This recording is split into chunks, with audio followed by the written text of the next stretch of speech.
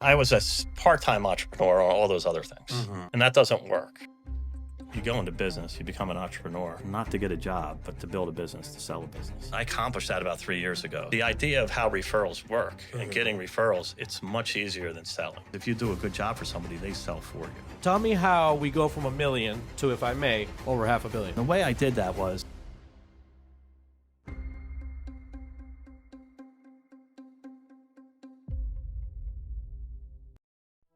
All right, so I have to give you a little bit of credit for this. Yeah, we can overdub it later. Just so. I haven't had any crazy stories about. Oh wait, no, I do. I got robbed at gunpoint, mugged. Checking for me, but I ain't checking for them. No. sleazy real estate guys. But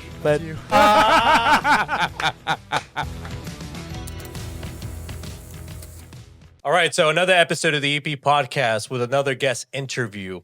With me, I have a very good friend of mine that I've known now for almost 10 years. He was actually introduced to me by my good friend and co-host Arthur Hannig that is now with us today. He was our previous speaker at our summer summit last year in Atlantic City, and based on all of his experience, it was only right that I bring him on the podcast. So with me today, I have the one and only Paul Dorsey. Paul, how are you? I'm excellent. How are Good you? to see you. What are you doing? You're supposed to stand up when you speak. Oh, I'm sorry. It's embarrassing. Okay, so you shouldn't shake hands sitting down. I've never heard of that. Never heard of that. So it's just like etiquette, right? It's just etiquette. Okay, Correct. well, if that doesn't tell you how this podcast is gonna go, then I'm set. This is him. This is all him. He teaches me I learn so much from Paul all the time. And if you weren't at the summit last year, you're gonna be hearing about some of the stuff he touched on there and what's to come with Paul. So before we do that, if you haven't already, like, comment, share, subscribe, turn on the notification bell for many, many more episodes to come. And so I can have many more guests like Paul on the podcast. So, Paul, we're going to start from the very tippy top, like we always do, just because I want to know the base of Paul Dorsey. Okay. Where were you born? I was born here in Wilmington, Delaware. Okay. Lived here all my life except for a 4-year stint when I was in the Navy after college. Okay. We're going to be diving into a lot of that. So, Wilmington, Delaware. So tell me about what the household looked like. You're an only child. Do you have any brothers, sisters? Far from an only child. I'm the oldest of 6 children. Mm-hmm. It went me, 4 sisters, and then a younger brother. Okay. What was that dynamic like? It was great for me as the oldest because I always had my friends over, and I had 4 sisters that wanted to be involved in whatever was going on. So being the oldest one, tell me about what that's like. Do you feel like you have like an innate responsibility to be an example, or how was that for you? I would say that there's a book called The Birth Order, and I read it after I got out of college, and it talks about how your personality is developed, whether you're the first person, second, third, or even like my little brother was kind of like an only child because he was the 6th. And he came, 7 or 8 years after the youngest kid. And if you're the oldest, typically, I guess what I remember from that book is when you look at presidents, astronauts, accountants, they're typically firstborn children. And they're usually very serious. So I always talk to my kids and my wife. They tell me that I have a resting bitch face because I'm kind of serious and focused. The second and third kids, because they have to get more attention, they have a different, more vivacious personality. Most comedians are third born. Anybody that's more actors. And So the book is specifically what that looks like for each generation in the family? For each, where you're born. That's interesting. I never heard of a book specifically focusing on that. What's it called again? It's called The Birth Order. I actually found it in an airport when I was on a business trip, and it's a fascinating book. And I'm not here to promote the Birth Order book, but I'm going with your questions. No. It's good because here's the thing, right? Everybody that's been an entrepreneur or has dealt with business one way or another, most times, 9 out of 10 times, they typically have a book they always end up referencing. So, and I know you have a lot of books that you love to share with people and all that stuff. So I specifically never heard that. So I'm already taking away stuff with me here. So write that down. Write that down. So yeah, okay. So you're the first one. You had the innate responsibility as a leader that came in with you. So tell me what education looked like for you in your early days. Talk about high school, maybe. Went to a Catholic grade school and then an all boys Catholic high school, and that kind of drove me into Villanova University, which is a Catholic college. So yeah, I had a fairly focused type of education. It was all pre-college education, so there was a lot of math, a lot of physics, and a lot of science. Just naturally because I tested well. And as we get into more conversations about what I ended up doing, you'll find that wasn't always the best for me. Yeah. But it gave me a good foundation. So I want to dive specifically into what life looked like for you in those days in terms of like high school. Like you said, you tested well. So were you more of like the academic? Were you more of the social person? Were you someone in the middle? Who were you? I was a little bit of both. I was an academic, and because I tested well, I was usually in the higher classes, the higher phases. But I always felt like, the people that I wanted to hang around with, or, when we started going to parties in high school, they weren't the straight A students spending 3 hours a night studying. So I kind of rebelled when I was in high school. Okay. Which was to my detriment as I started to apply for colleges, because my GPA kind of declined steadily from sophomore year through senior year. Looking back, would you do it any differently?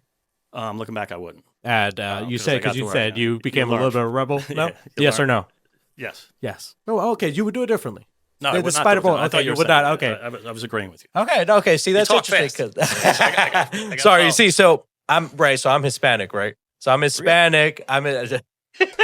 So here's my history, right? I'm Hispanic, but I came to the U.S., but we also have Italian background. Okay. Hispanics already talk super fast in when they speak Spanish, and then there's also that Italian and a little bit in there, so you can get loud and fast talking. So I apologize, And I should if be able to talk a follow little that, fast. because when you have 6 kids, you got to talk. For Yeah, so there you go. Okay. And the reason why I asked that question is because I'm typically interested in getting to know people's personality back in those days, because typically you find one or the other somewhere in the middle, and they kind of either transform into a different person when they go into college, or they kind of build off on that.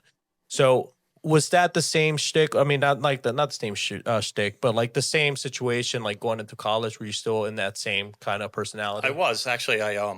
I remember showing up to my dorm room as a freshman, and I made sure that my dad helped me get 2 cases of Stroh's beer. Okay. And at the same time, I had everything organized. I had worked at a law firm in high school, so I had all the paperwork and pens and pencils, and they kind of stocked it all up. And my roommate showed up, and all of his materials were in 2 beer boxes that he picked up the night before. He wasn't organized, but he's like, "You brought beer to college?" Yeah. So kind of got into the party crowd at Villanova. I hear you. Okay. Tell me what was some of your biggest takeaways in college from a social perspective? From a social, when I went to Villanova, we ended up in an all men's dorm away from campus. So it was a tough first year. We actually lived in a dorm called St. Mary's Dorm, and I was a math major in college. And you may be aware that the new Pope went to Villanova. He was a math major, and he lived in St. Mary's Dorm. New Pope. That sounds familiar. Pope Leo. Come on, what are you? Oh, I'm sorry. We were This is our that's because proudest we were moment. recently just having this conversation on this a couple weeks ago. No, the whole situation. Yeah, okay. That's I'm like. Okay. I did not know him. He was a Okay. few years ahead of me. Okay, all right, it's gonna be some slack, He's man. 12 Give me years some ahead slack. Okay. Oh.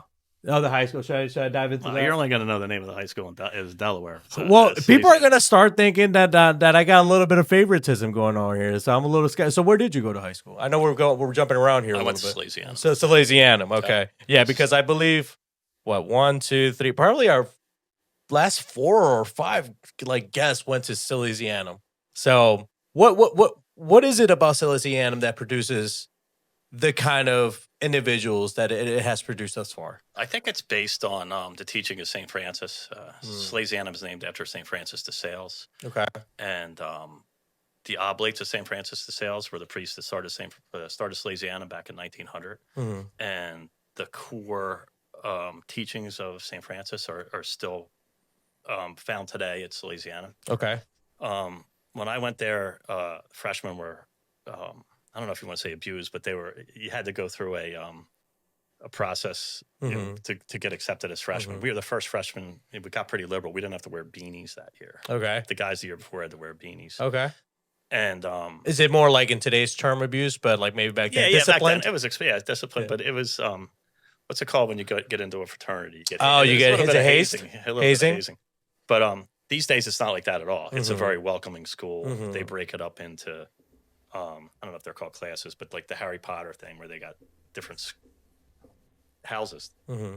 And they really bring the guys in, and when the kids that go there, they love it there, and it's got 100 years of alumni. Yeah. And, all the older alumni still go back on a regular basis, so there's a lot of tradition there. One of the things, a common theme I pick up from everybody that goes to Sally's is that Sally's is another word for Salesianum, just for your viewers. Yeah. Is that didn't come from here? is that Sally's is sometimes harder itself than it is in college. Like college becomes so much easier because you have that Sally's prepping. Absolutely, depending on what school you went to. Mm-hmm. So I was pretty well trained when I got to college. I went to Villanova on an ROTC scholarship. Mm-hmm. So I immediately was in a midshipman freshman year, and that was 8 weeks of tough training for a regular person. It wasn't quite the Naval Academy, who have to go through it for a year, but going through kind of officer candidate training for 8 weeks and then running it for the next 4 years. It was just a little bit more on top of what all my classmates that weren't in ROTC had. So okay, Sally's helped me with that. So I'm curious about your timeline, just how everything fits in, because it sounds like you were doing a lot, at least at once. So after college, what was life like after that? It was pretty disciplined. I went into the Navy. So, okay. And I was following in my father's footsteps. He went through OCS, Officer Candidate School. He was commissioned the day Kennedy got shot, so 1963. And having 6 kids going to a University of Villanova back then, being able to pay for that was tough. So he suggested I apply for a ROTC scholarship. And I'll mention this later when I talk a little bit about my work during high school. Somehow I pulled it off and I got the scholarship. And I just lost my train of thought. No, you're good. You're good. You were telling me about when you were doing that. Yes. So when you went into the Navy. Go after college. So I went through that. So I had a guaranteed job, which also made me not want to study as hard because I was studying subjects that I was destined to go to based on my time at Salesianum. Yeah. Because of the science and the math. I didn't learn. Taking a step back. I didn't learn until senior year when I got to take a couple of courses that weren't science and math, and that was writing and macroeconomics and microeconomics. Okay. And, I was like, why haven't I been studying this for the last 4 years? And it dawned on me, I kind of wasted 3 years of education doing something I didn't really like to do, and then I found something I like to do. After college, I had immediate discipline. What I was starting to say about my father was he suggested when I go into the Navy, you can drive ships, drive subs, fly airplanes. He suggested, why don't I do there's not a lot of demand for that in the outside world. There's not a lot of companies look for people that can shoot missiles. He said, why don't you do something that you can use in the outside world and go into the accounting side? So I ended up applying for the Navy Supply School. And after a year of training, I showed up on my first ship, and my job was to pay everybody. There you go. I'm sure you were run a the ship's favorite store. then. So I was popular twice a month. Okay. They didn't particularly like me. Specifically, daily why? basis. For those that don't know why you were popular twice a month. Yeah. Oh, because I was given them on payday. There you go. The 1st and the 15th. Thank you. And the beauty of it was I got to know everybody on that ship because they all had to come to me for a paycheck. Yeah. And it was right about the time when automatic deposits were happening. So a lot of the guys were getting paychecks. We'd write their check out, a couple hundred checks. And we were able to do ACHs or electronic banking. So we were shifting them from cash and paychecks with me to having it go right to their bank. Yeah. Tell me about, so there was a lot in there. So I want to know specifically when you were in the Navy, the first one being is at what moment when you said that, what was I doing these past 3 years? You find out macro and micro. What was that moment? Like what sparked that? It's like, what the hell I've been doing? I wanted to go to class. Okay. It was really interesting. I wanted to go and learn what they were teaching. What specifically with that field? Macroeconomics. They offered it at Salesiana, but it was offered to the phase 2 and phase 3 classes, and not the phase 4 guys. It was all like, this is pre-college education. And so I didn't really know what they were, what those classes were. Yeah.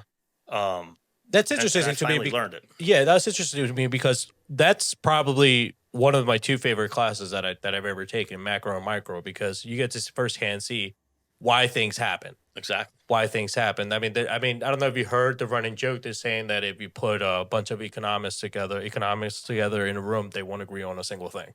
So It's like brother, man. yeah, so I mean, why is it that because it typical is accounting, econ, and other some similar fields that people in business tend to get drawn most to. Why do you think that is? Because it's part of the core curriculum when you take a business class. Yeah, but even outside of that, What? the real tangible value in understanding those skills. It's real life things. So, Okay. one of the things I wanted to talk about is nobody ever tells you how to become successful. Mhm. We'll talk about that in a few Yeah. minutes. But you go to school, they don't teach you how to balance a checkbook. Mhm. They don't. They teach you all the basics, and Yeah. you got to learn how to put them together and decide what you want to do in life.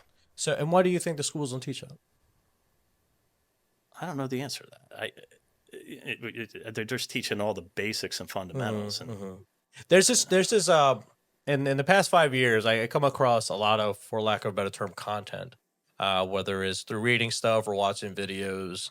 But one of the things that in the entrepreneurship space, some of the rumors or some of the words that go around is that academia was built to create employees, I'll not agree with business that. owners. So what is your reaction to that? I completely agree with that. Okay. One of the things that changed my life was I went to a place called the Spectrum. Sorry, I don't want to interrupt your train of thought. I just want to bring the mic a little closer to you. I went to a place called the Spectrum, which is a stadium where the Flyers played and the Sixers. And they were having 4 professional speakers talk about success. And one of them was a guy named Brian Tracy. One of them was Christopher Reeves. It was after his accident. So he was talking about, he was in his wheelchair, and Christopher Reeves was Superman for, if you're too young to remember, and he was paralyzed falling off a horse. There was like the Superman curse for a while, is what they were calling it, right? It's like everybody that played Superman had some sort of accident happen. Yeah. I think the guy from when my dad was young, he shot himself or jumped off. No, I think he jumped off a building. He thought he was Superman. Not sure about that. But I saw this guy, Brian Tracy, and he was selling cassette tapes for like $60, which was a lot of money back then. And they were about success. And I bought them. And it was a really tough thing for me to buy at that young age. And I listened to those tapes over and over when I eventually got out of the Navy. I was out of the Navy at the time, and I was going to my first job. Yeah. And I learned more on those 6 tapes. And it was called Managing Your Time or something, the best part of time. And it was just basics about what you do to become successful. And I still talk about them today. I remember I introduced the priest that married us to them, and it's called How to Manage Your Time. And I gave him to Father Art, and he called me up a week later. He goes, "This is almost as good as the Bible. It's fantastic." And he started taking some of the things that Tracy was talking about and using them when he was running his parish. So back then it was like Brian Tracy, Zig Ziglar, Jim Rohn. And these guys just talked about what you do to become successful. And there's guys doing that all over the web now. There's certain guys that are at the top of the podcast that do a fantastic job. Ed Milet is one of the guys I listen to. Chris Williamson hits on that stuff. But these guys were ahead of their time. It goes all the way back to the books about how to make friends, How to win friends and influence people. How to win friends and Carnegie. influence people. Yeah, and Think and Grow Rich by Napoleon Hill. Yep. It was all built on those foundations, and really helped me learn how to differentiate myself as I started a career. But people, especially now, I want to jump around a little bit here. Now, like when we fast forward in today's education, at least from what I've seen, I don't think they still even teach how to balance, like how to write a check or like little stuff like that. They don't even teach you guys how to put an address But on why? an envelope. But why? Because you got that thing right there.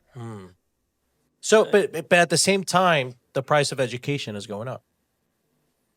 You're getting into a whole world. I know. don't if can answer this stuff. You can tell me. We don't gotta dive into it, but I'm just curious because this is the thing, right? It's we learn the fundamentals of whether it is econ, accounting, finance, whatever it is, but Algebra. then there's So there's the real world, Absolutely. and that's ultimately ends up becoming the biggest teacher. So that's why if academia is supposed to prepare us for the future, then why are these basic things, like you said, from the books that you were reading And the 6 lessons or whatever it says is like the Bible. Why isn't that being taught there? If anything, that would be more valuable to academia. I no? completely agree with you. Okay. I don't know why. It's fascinating stuff. Okay. And how do you think that impacts, like, you're a father. How do you think that impacts your kids? I don't make them read or watch that. I'm pointing over there because my daughter's over here watching this. I think they've learned from my example. Like I have two daughters. One went to Villanova and followed in my footsteps. She's a nurse, and I have another daughter that's a senior at University of Virginia. And they've already started to become little entrepreneurs. They have a t-shirt business. So they might be What's their t-shirt business called? Shop 1515. Shop 15. Shout out to them. Shout out to them. They make custom shirts on the fly. Yeah. And they strictly work on referral. And watching them do that, I think they kind of learn from what I've done over the years. And I shouldn't say strictly working on referral. They have a website, but they're not. It's mostly referrals that they're getting business from. And that's how we'll talk about that later. But that's how I built my entire business. So that's pretty cool. Want to jump back into the Navy a little bit because that's nothing to brush geez. over. Nothing to brush over. Tell me, what were some of your biggest insights? Something that shaped you, because your your story is you learn, Yep. right? What did you learn from the Navy other than being the guy that pays the people so they can like you twice a month? Well, one, I learned how to work and Okay. work with a team. When you show up at a ship, we were on a reserve ship, so a very small one called USS Clark. It was an FFG. It's the last FFG that's still in existence and sailing. We gave it to the Polish Navy in 2000, and they're still running it around. On Facebook, we have our own site, and some of the guys that are in the Polish Navy run it. But when I showed up at that ship, it was the epitome of diversity. There was young people, 18 years old. There was 40-year-old guys. There were enlisted guys, officers. There was every socioeconomic and race on that ship. And we had to learn to work together. There's 4 departments on a ship. You got engineering, you got supply, you got combat systems, and you got deck. So there's some guys are driving the ship. Some guys are feeding the people on the ship. Some guys are delivering the weapons. Some guys are making the engine run. And to work with that group of people, it taught you a lot on how to get along with people. I hated every minute of it. I hated it. There was a show called MASH, which you might remember. And there was a guy in MASH named Klinger, and he always wanted to get out of the Navy. Okay. He even dressed as a woman for years, and they finally stopped him doing that. But at the end of MASH, Klinger stays in Korea. And the whole time he was trying to get out, and he ended up finding his sweetheart, and he was going to go help her find her family. And I hated the Navy. But when I got out of it, I totally missed the camaraderie with all those guys. And somewhere around 2005, I started having a reunion in Wilmington, Delaware. It started out with 4 guys. We've had up to 50 guys. We do it the first Saturday of August every year. And these guys look forward to it. They fly in from around the country. They weren't all guys that were on the ship when I was there, but they're all guys that were on the ship between 1980 and 2000. And when they come back, when we get together once a year, it's like time hasn't passed. Because when you're waking up, working all day, going on liberty, and out there, we weren't at battle or anything, but we were certainly training for it. And when you do that with a group of people for 2-3 years, it affects your life. And in one way. well, back then to me it was a negative way because I was never home. Okay.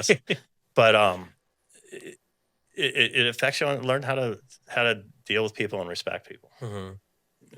I feel like there's a statistic out there that that men are dealing with. We're in June, right? We're in June, and it's something that's recognized in June is men's mental health, right? And there's a statistic out there saying that men have the highest rate of mental health that it's ever been, like mental health problems that there's ever been. Okay. And a lot of these men are lonely or don't have that brotherhood or that community or that camaraderie, as you said. Do you think that's something that we're missing today?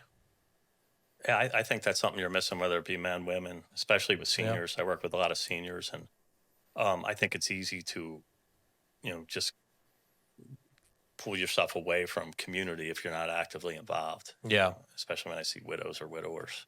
One of the things like at EPAX that one of the quotes that we like to use a lot is the African proverb of if you want to go fast, go alone. If you want to go far, together. What are your thoughts on that? I agree with that completely. Mm-hmm. I think I'd have to think about that a little bit if you're talking about business. Mm-hmm. But as you do that, well, let's dive into your business life a little bit. okay. After the Navy, you were transitioning a little bit into business. Tell me what that was like. What that looked like. Can I take it back a little bit? Yeah, A little bit please further? do. I always thought I was going to work for a big corporation. Mm-hmm. All of my father was a very successful businessman. He worked for the DuPont company for years, an executive. Most of my friends had parents that were executives or worked for big companies for their entire careers, 20, 30 years. And in college, I ran into my roommate, who I just told you I was surprised I brought the 2 cases of beer. Mm-hmm. I ran into his father, and he had a boat in Florida. He had a boat on a lake in New York. My roommate showed up with a brand new Jeep, and I was like, "We got 6 kids in our family. We can't afford this." Mm-hmm. And I said, "What's your dad do? What company does he work for?" He goes, "Runs his own business." And I'll call him Unpainted Pat because it was a joke. He sold dining furniture, Mm-hmm. high-end dining furniture. And I went up and worked for him one summer, and I learned a lot about his business and how successful he was. And we were talking about learning. He didn't talk about learn to work. He talked about he wasn't always that way. He wasn't always successful. In fact, he started at the very bottom of the industry as an entry-level salesperson, and he was just selling dining furniture. Mm-hmm. In a store, I guess. I don't think he was a wholesaler. I think he was in a store. And he did it for 10 years. And when I was talking to Joe, he goes, "We didn't grow up like this. My dad got here after years of work." And I remember sitting there and asking him questions on his front porch on a warm, sunny night, and he was smoking a cigar. And I said, "How did you do this?" And he goes, "Well, I learned how the business worked, and I realized I could do it better than the other guys if I focused on it." And he goes, I built relationships with my distributors. I asked them to help me finance it. So if he was buying a bunch of furniture and the payment's due in 30 days, he asked them for 90 days. Mm-hmm. And he said, "I'll always be loyal to you." And he said, "But when you bring furniture to me, I don't want you having the guy down the street selling it. I want to be the guy with your furniture." Mm-hmm. And I hire good people. And it just completely intrigued me that he did it on his own as opposed to going to work for somebody. And then I said, "What do you recommend?" He goes, "You don't need to sell dining furniture." He goes, "I can give this whole business away. You can take it away from me. Mm-hmm. And I'll start up again tomorrow selling hot dogs on that corner." And he pointed to the corner across the street. "And I'll deliver a good product and take care of my customers. And I'll build this back up in 2 years." Yeah. Because I learned how to do it. He didn't know how to do it when he started out. Yeah. But he learned how to take care of customers, meet the right people. So a long time ago, you mentioned the microwave mentality these days where kids expect to just get wealthy really quick. Right. And I think I had that same mentality, even after meeting Unpainted Pat. Because when I went into the Navy, I'm like, I got to go do what he's doing, and I want to do it fast. Mm-hmm. But that doesn't happen. You can't. If it was that easy, everybody would be doing it. Yeah. There wouldn't be an EP podcast. It would just happen. Yeah. But nothing's easy. You have to really build that up. You got to really figure out what you want to do, and to become successful. Success is on the other side of a jungle, and you got to kind of carve your path through the jungle to get to the success. Mm-hmm. And that's essentially what he did, and it was fascinating. So was that what set the base for your journey after that? Yeah, you could say that. I came out of the Navy fairly arrogant. I said, "I'm going to go do what Pat did," and I'm like, "I'm good at writing checks. I'm gonna." So my first attempt was to advertise in the news journal that I could do check writing for people that couldn't handle it. Yeah. Widows, crazies, whatever it was, and nobody responded to my ad. And I had just met my wife, and I needed to have some money to just take her out to dinner. So I took a job, an entry-level job at a trust company. Yeah. Really quick. Would it be crazy to think that maybe that's something that could work today? Like that role of like writing checks for somebody? Because I feel like most people today don't know how to write checks. I think it's out there. I think Like a young, like someone in their like late teens, early 20s, just looking for an extra learn how side to gig. do it? Well, yeah, it's just just to do it for like companies or whatever the case is. I think checks are going the way of the horsewhip. I don't think you really need them Okay. anymore. Everybody's paying everything electronic. Okay, so not a 2025 side hustle opportunity. No, but there might be an opportunity to help, and there are people that do this to help seniors pay their bills. They're hard to find, but as a financial advisor, we've had to find them for people pay their bills or if something happens to them. Okay. You could do that, and I think you can make a lot of money in it as long as you learn how to do it the right way. So, You went into the career. yeah, and actually, 2 guys from the high school worked at this company. I couldn't find a job at first, and this job came up for securities processing, which means somebody else was doing the trading, somebody else was investing. And this was back office where you just had to settle the trades. And I'm going like this because I just sat on the computer all day. Somebody would make a trade somewhere or go to Bank of New York, and then we'd settle it, and they'd deliver the shares, and we'd deliver the money, or vice versa. It's all automated now, so it doesn't even exist. But I remember both guys. The one guy that was leaving, he was going to another bank, and the other guy that was in biology class with me, they're like, "You don't want this job. This company's terrible. It's a small company. There's 30 people here. There's no upside." And thank God I didn't listen to him. And thank God I needed a job. And what it did was it allowed me to, they gave me the offer. I think I was making $22,000 a year at the time, so $11 an hour. And I sat in a cube in the back corner, and I just started learning how securities processing worked. In the meantime, I'm still thinking about unpainted Pat. And over the next couple of years, I got my master's, and me and one of the guys that worked on a master's project with me, we did a project on carpet cleaning because we thought it was a low barrier to entry to get into the business, which it was. And anybody could get into it. And if you build it up big enough, you can sell the business. Yeah. So we started doing that.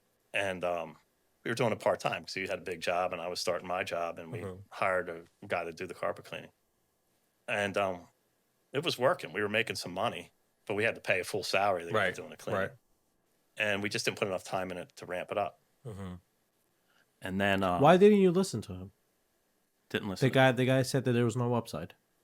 Sometimes when people hear that when they're trying to work, you're talking about the job? Yeah. So like, They had just been with the company for a couple of years, and there was all kinds of some people hear that are like, why didn't I listen? Yeah, to like I needed the opportunity. I was desperate. Okay. So, then after that, I got into a chicken cheesesteak business. Okay. A friend of mine owned a bar, and I said, how can we make some money? Actually, he was my landlord. He had a house, and I was renting a room from him.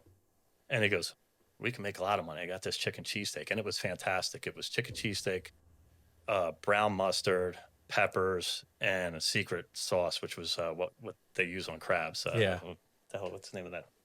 Old Bay. And it was fantastic. I watched one guy buy like 4 of them. He goes, "I've never tasted anything like this." So we bought a grill. We bought a van.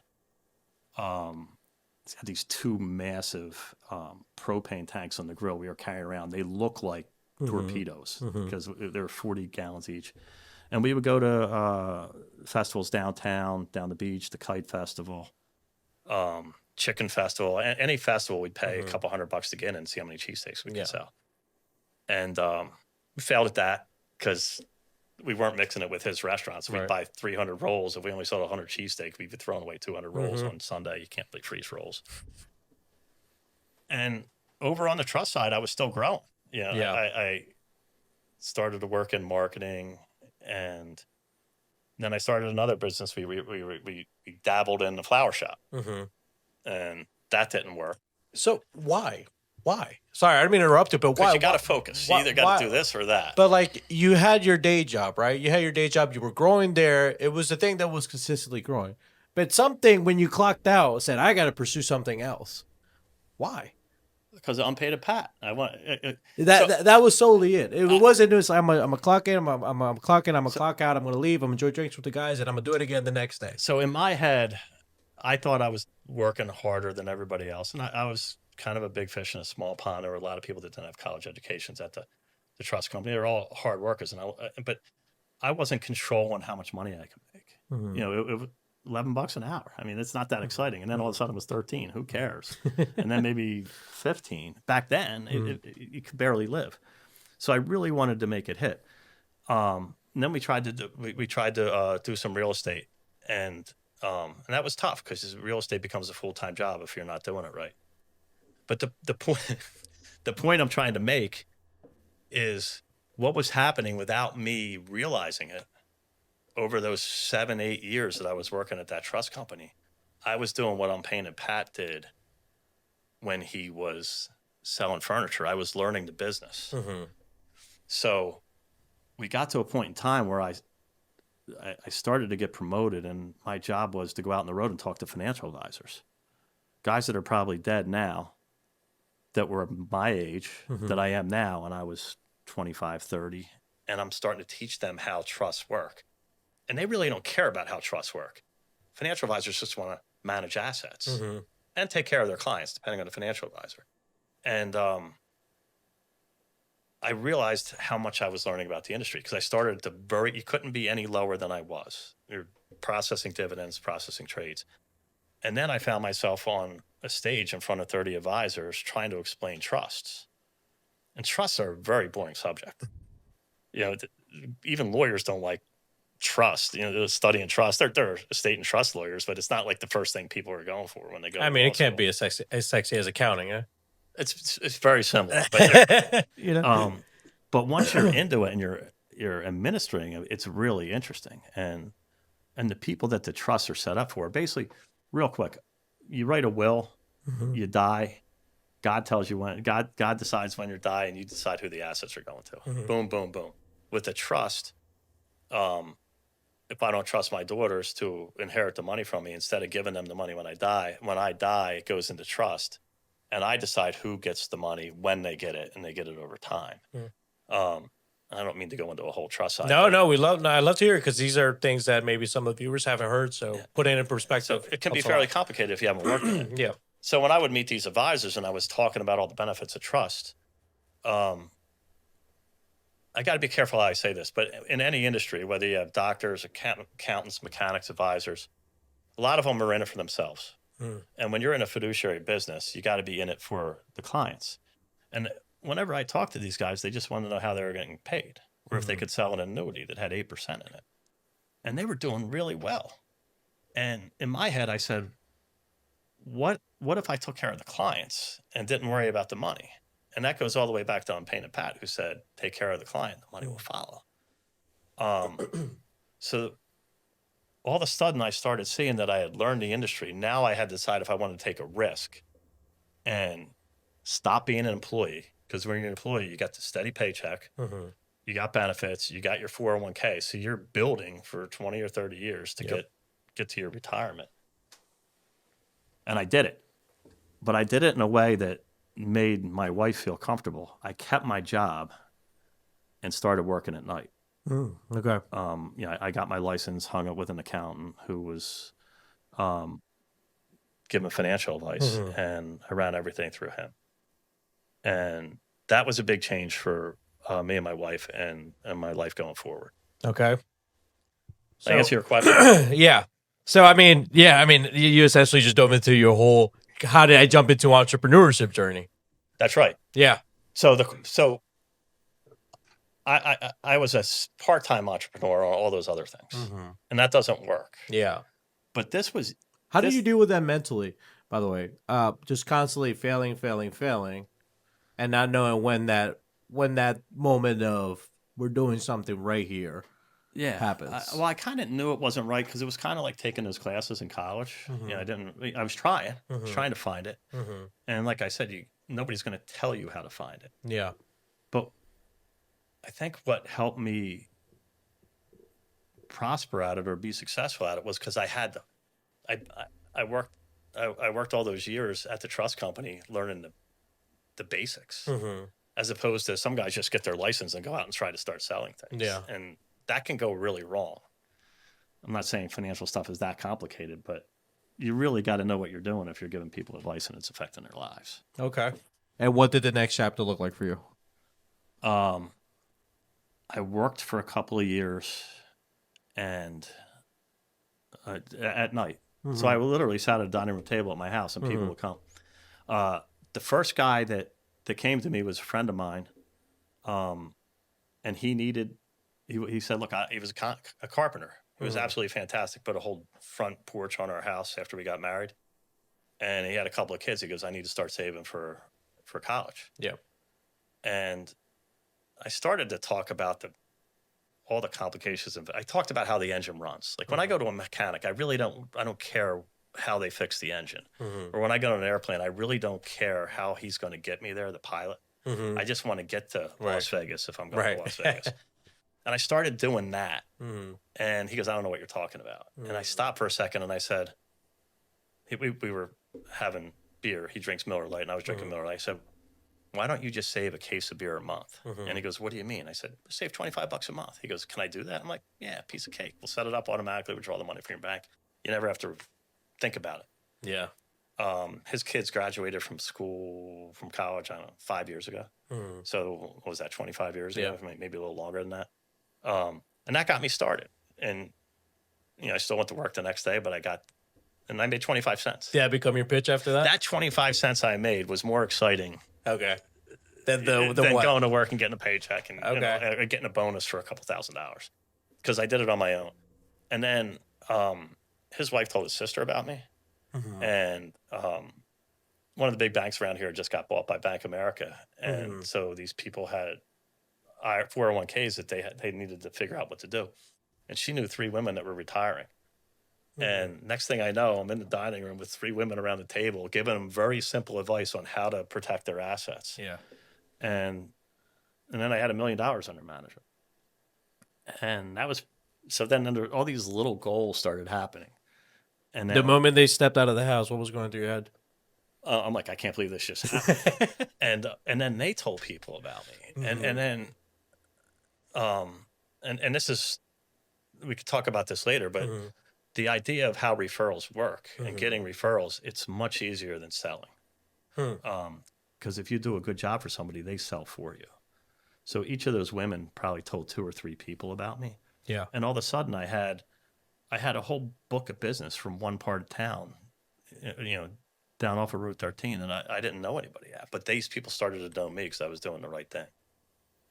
And after we got them set up, I wouldn't call them to sell something else. I wasn't selling anything. I was solving a problem. They needed somebody to help them and make sure they weren't taking on too much risk. And I would just call them, see how they're doing. I didn't call and say, I need you to come in and buy something else. Everything all right? You got cash flow? What's going on?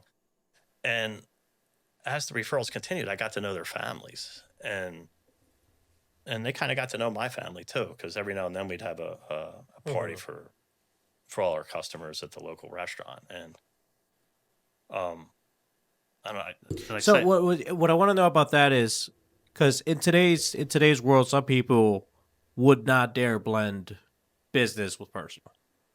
Like, because you're saying like you help them, and now you're doing things with family together. Well, how was they that knew like? whom I found. Like I was open to them. Did you do that? Well, did you have that kind of close relationships with any clients that came about afterwards?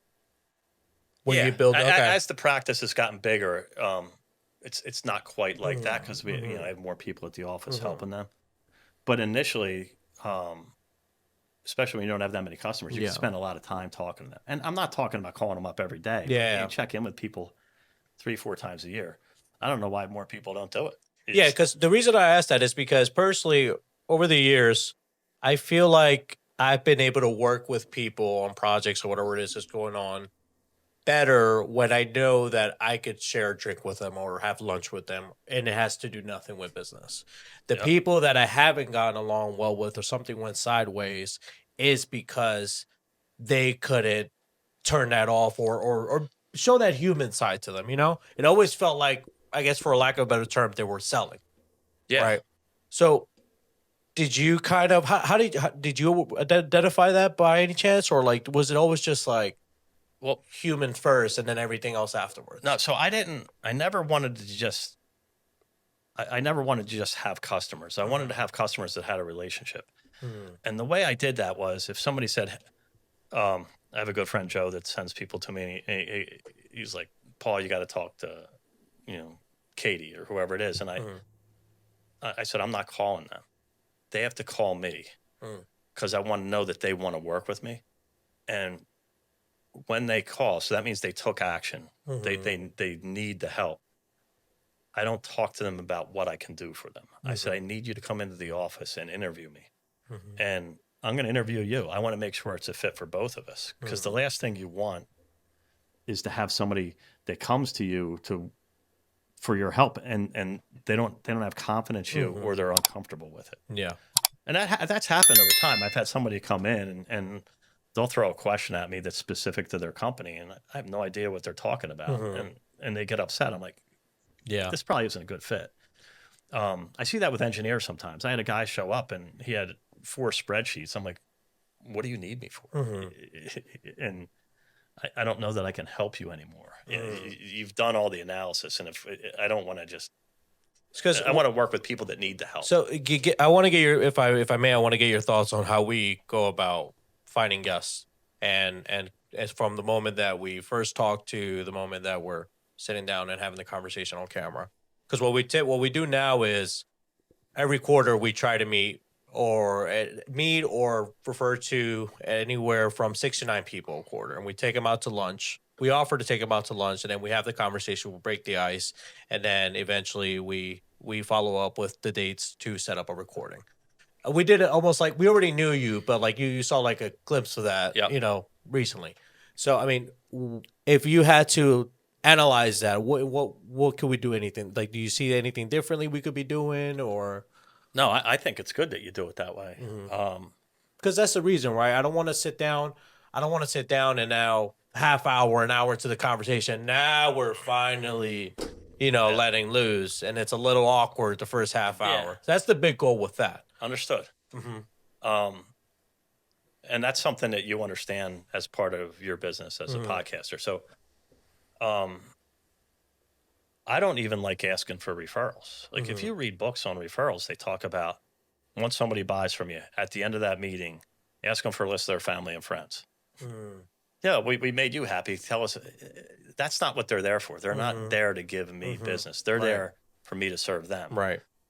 After I get to know people, and it could be 3 months, 6 months, or a year, I have to feel comfortable that it's a good fit for the professional relationship. I'll say to them, hey, listen, I like working with you. We're not looking for a lot of business. We're not advertising. But if there's other people like you that that may need help like we're providing, happy to talk to them. And I think that makes the customer feel more comfortable. It also gives them the opportunity to decide if they want to refer somebody. And I think if you could kind of do that in the same way when you're looking for new guests. Right. Because as you said earlier, they're doing the selling, not you. Yeah, they're choosing you. The referral, essentially, yeah. Okay, so tell me how we go from $1 million to, if I may, over $500 million. I know, it's a big jump. But what happened leading up to that? Well, I just put it in the microwave, and the next day there was a $500 million. Oh, okay, cool. Do they have that in Costco? Yeah, exactly. So, it took a lot of time. It took a lot of time. So that first client was 2003. I quit my job in 2007, 2008.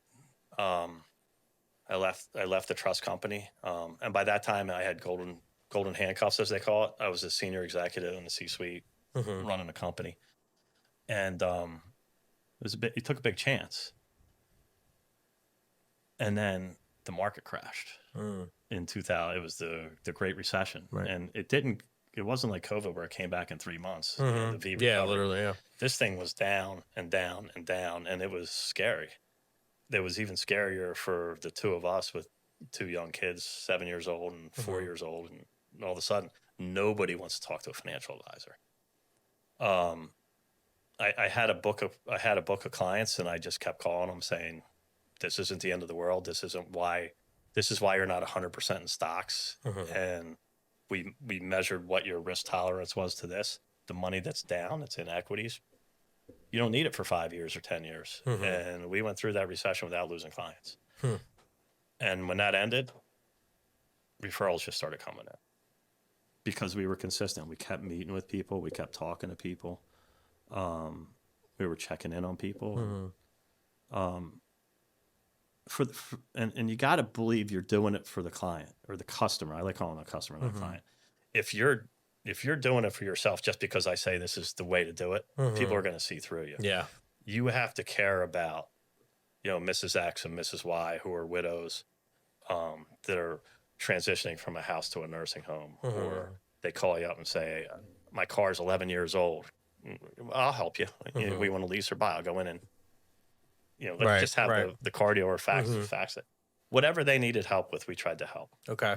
And I just went from investments to two completely off the wall things. But if somebody trusts you with their money, and they trust you with your money over time, they'll talk to you about anything. Yeah. It's very true. I've talked to people about relationships. I've negotiated divorces. I talk to people call me about their health. Well, people are it's such an intimate subject, people's money. Absolutely. It's Yeah. the top, or maybe the second top. You probably studied that. I haven't studied that, but I know that if somebody trusts you with that, they'll call you about anything if there's a trust.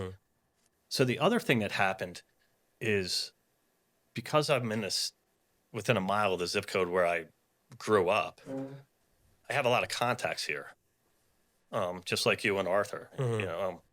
And when people have something happen, if somebody has a tree fall on their roof, which happened 2 years ago, and I've been working with them for 10 years, they call me, not because I'm that smart. They just know that I might know somebody.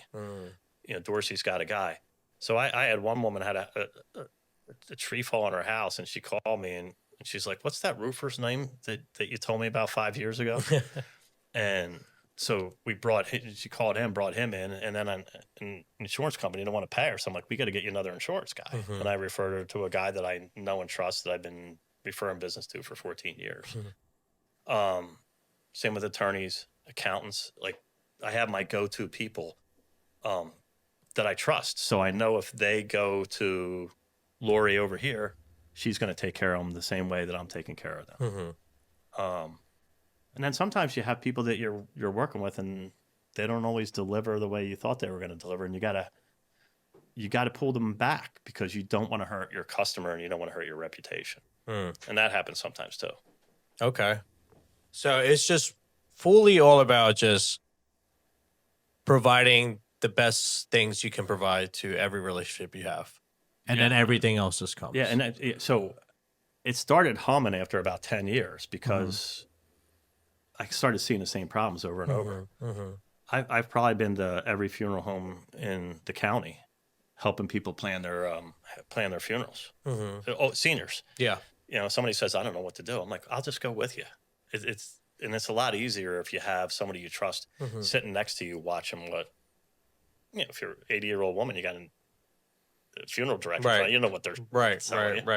So, I mean, and that's what I'm talking about specifically earlier when I mentioned, it's like, if we can't break bread, we probably can't do business. Is because it sounds like you're going way beyond the description of your role. Correct. And that's, something that Arthur said to me as we were meeting another business owner for lunch last November and it's so simple. It's always the most simple things that have the most impact in your brain. Is the difference between ordinary and extraordinary is extra. Yeah, I like that. So that's the thing. You kept going one step above what was expected of you. Now, what I'm curious about is, you weren't alone throughout this whole process, from your first million to having $500 million assets under management. You had a team, right? You had a team leading up to that point. I did. It's a small team. But the reason that what I want to ask, big or small, is how do you get them to deliver that kind of service that you deliver? It's not easy to do. You gotta it's kind of like finding your way into your own career. You got to find the right people, and then you got to lead by example, I guess. These people that work with you, did you meet them the same way you met your clients? The first woman to work with me was awesome. She worked with me for about 10 years and moved to New York. I met her through another advisor. When I first started out, I blended with the guy asked me to help take care of his book. After I had started the business. I've been doing it for a couple of years, and she had the same drive and ability to talk to people and take care of them, make sure that they weren't. They call with a problem. You got to, if they got a thorn in between their toes, you got to pull that thorn out. Yeah, they got to get a phone call back in 24 hours. One of the people I work with now, he worked with a couple other advisors over time. Worked with them for 3 years, and it just became a natural fit. Watching, he had to learn who the people are, what they are doing. So he's there backing me up all the time right now. yeah. So, where are you now today, Paul? So, reading back to those, I didn't think you were going to go here. So going all the way back to those guys, Brian Tracy and Jim Rohn and those guys. One of the tapes I listened to talked about you go into business, you become an entrepreneur, not to get a job, but to build a business, to sell a business. And that was always my goal. It was to build my business and eventually sell it. And I didn't know how that was going to happen. And I accomplished that about 3 years ago. So there's a lot of RIAs, bigger companies out there that are rolling up guys like me and making us more efficient. They come, when I was running the business, I had a 401k, I had insurance, I was paying rent. I was doing all the things that a company does as a single guy and doing the work for the customers. So 3 years ago was a really good fit for us to merge our business to a bigger business so I can just focus on the clients. And we've been doing that 3 years now, a little bit more than 3 years. So I'm still in the same spot that I've always been. But I've really thought about how we did it, and it's kind of fun to talk this through without a script. So in the past 6 months, I put together a book, and it's on referrals and how to do referrals. It seems like it's a really simple thing, but it's not easy. It's not easy if you don't know how to really do referrals. You don't just go ask for referrals, and you don't just sell stuff. You really got to get to know the clients, and I take them through a step-by-step process. You've systemized it. I systemized it, and it's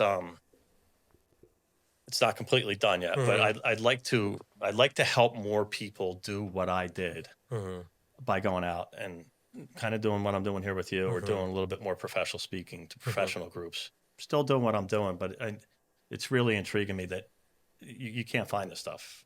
You can go on the web and look up referral books, and I read them. I'm like, this isn't how I did. I'll definitely be the first one. Well, not that I doubt, because family and friends probably come after you first for the copy of the book, but I will definitely be one of the runner-ups to get one of those from you. And then maybe on the next summit, that I'll do like what we did last year. Okay. Where we got you to sign and everything like that. Because people love hearing you and talking to you about it. But referrals, I love that. The reason I love that is because that's when the scaling really happens.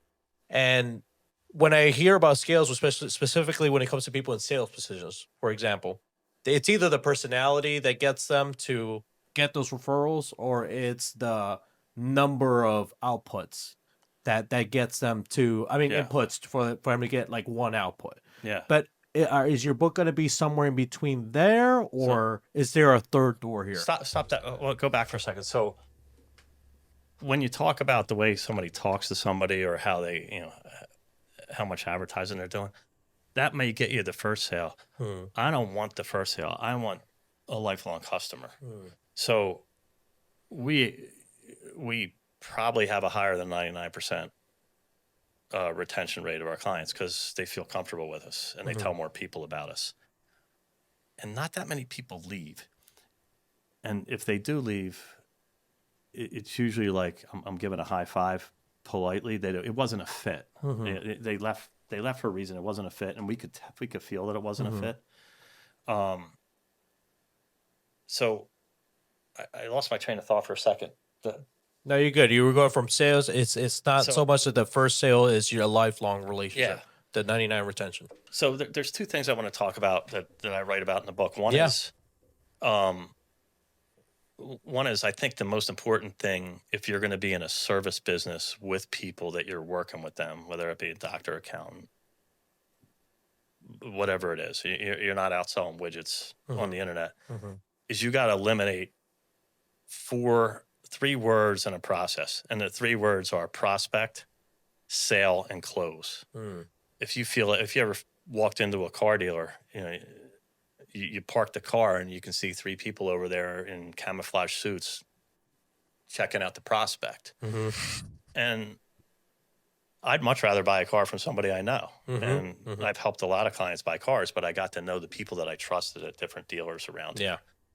And then when you go in there, they're coming at you, you feel like a hunted deer. And nobody likes to be sold. Nobody likes to be sold. Everybody likes to buy. So to me, your job is to help people buy something that they need, not something that you need to sell. And to me, the best way to do that is through referrals. One of the things that I was talking to a friend, a real estate friend that I trust, and I send her a lot of referrals, and she does it back to me.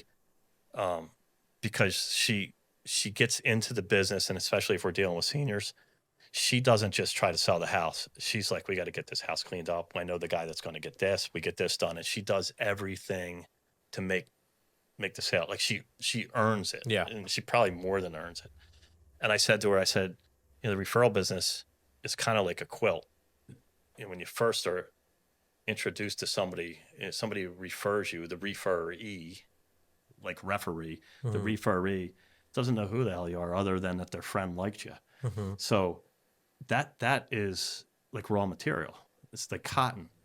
And if they get to know you and they start to trust you, then they become the thread. So it becomes a process. And then after your first meeting or your first date, as I call it, and they choose you, then it becomes part of the fabric. And then as you continue to work with them, that fabric gets stronger and they refer more people. And all of a sudden you have a patch that you've built together from that referral. So I talked about that one group that was down in Newcastle, or 13, I got to know them. And then I had another patch of people in North Wilmington and then people that used to live in Delaware.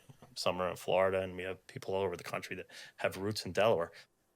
And that all those patches come together and they build a quilt. And that quilt isn't just customers. It's also other people that have relationships with your customers that take care of your customers. I keep talking about the roofer, the real estate, the accountant, the lawyers. And it becomes really strong. Yeah. And you take care of it and it keeps you warm. And my friend said to me, she goes, that's a good metaphor. She goes, but it's more like a tapestry. Because it keeps building on it and it's completely customized in how it works. And I don't want to go into all the parts of a tapestry. I do a little bit in one of the last chapters, but she was right about that. You don't know how far it can go. So these are all materials we're going to be finding in the book. Yes. This sounds like it could be one of those evergreen books.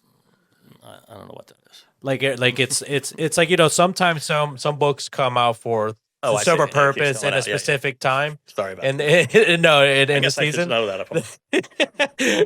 So because How to Win Friends and Influence People, that's an evergreen book. Yeah, very evergreen. 100 years later, it's still being referenced on a regular basis in the business world. Yeah, I agree. So, Paul, when should we be expecting this book? In 2025, 2026? It should be put it in a microwave. fourth comes out in a quarter. minute? Yeah. Fourth quarter? Yeah. We look forward to. You know what? And I wanted to ask you something. You could tell me no. You can turn me down here in front of the camera. I think it's going to be called pitch slapped. Pitch slapped. I Pitch love slapping that. is when you talk to somebody, and then you throw the sales pitch in, and they don't know what's coming. Stop selling, start serving, generate referrals. We'll keep a lookout for that for you. And then if I may, I would like to ask, because I'm very curious into this, because, with Apex, we try to create the space to bring a bunch of entrepreneurs, aspiring entrepreneurs, business leaders in a room to, pick each other's brain and gain insights. I'd love for you to be one of our speakers at this year's summit in Philadelphia at the Canopy Hotel. I can make that. You can do it? One more time? If you want to One hear more it. run? Yeah, sure. Let's do it. If you feel like hearing Oh, wait, it. wait, sorry. Stand up. Sorry, no. Stand up. I'm going to stand up real quick and I'm going to sit back down. I think I just had a day.